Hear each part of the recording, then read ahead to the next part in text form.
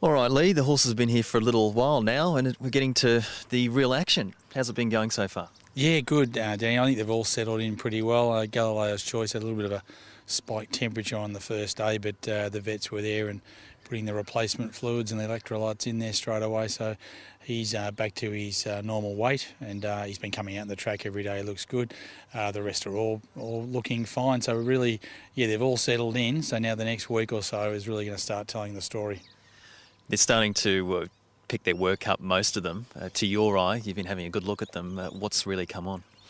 Look, Dunadan had a really good gallop yesterday with Craig Williams. He's obviously going to step up again next week. He's sharper this year. They're obviously really aiming at the Caulfield Cup. You can see that. Galileo's Choice, of mentioning him again, I mean, I know he had that spike temperature. I think he's a horse you're going to look at him in another week and a half's time, and I think you'll probably see a huge development in him. Mount Athos and Quest for Peace haven't done a lot, but Mount Athos really impresses me. He's a really strong type. He's got that turn of foot in the races you've seen overseas, and he likes firm ground, so he does look impressive. Brigaton hasn't missed a beat since he's been here. He's pretty fit, and I know he was impressing in Newmarket when he was in quarantine, so he's definitely one to keep an eye on. Looking through Luca Kame's team, Afsara, that's running in the Cox Plate. He's a stocky horse, but he looks really strong. He's got good form, you know, coming off the Arlington Millions as well. Ibichenko is probably one of the best looking horses in the place. He's probably just got to improve a little bit. I don't know where they'll go with him, maybe Geelong Cup, something like that. Americane, the freak horse, well, he's got to create history to win the Melbourne Cup by winning it 2 years ago, running fourth last year. He looks really good, and I think this year probably not as hard fit as previous years. He's probably got a little bit more condition, and I think that's probably a good move to go to the Caulfield Cup, have a really good solid hit out, and I think you'll see him tighten up, past that. Jackalbury's he's a stocky horse, but he's good in the coat. He looks very good. He's going to have a good gallop on Saturday, lining up for the Caulfield Cup.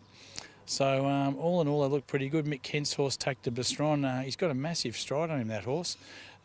He's going along nicely. So Shawadi, he's running this weekend as well.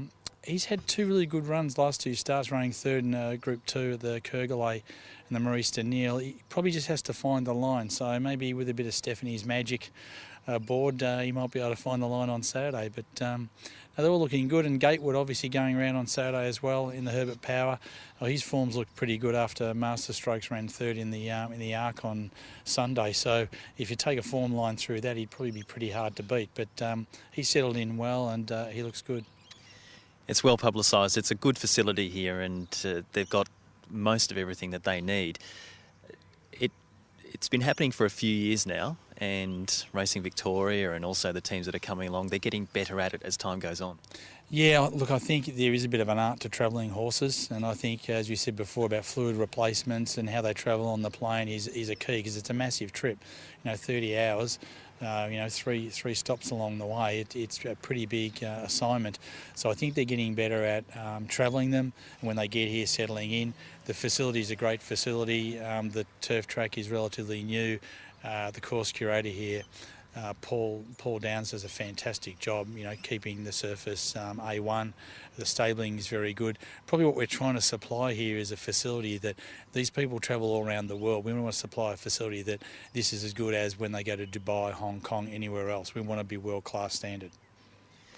And as far as you went around the world scouting for these horses, are you happy with what has turned up?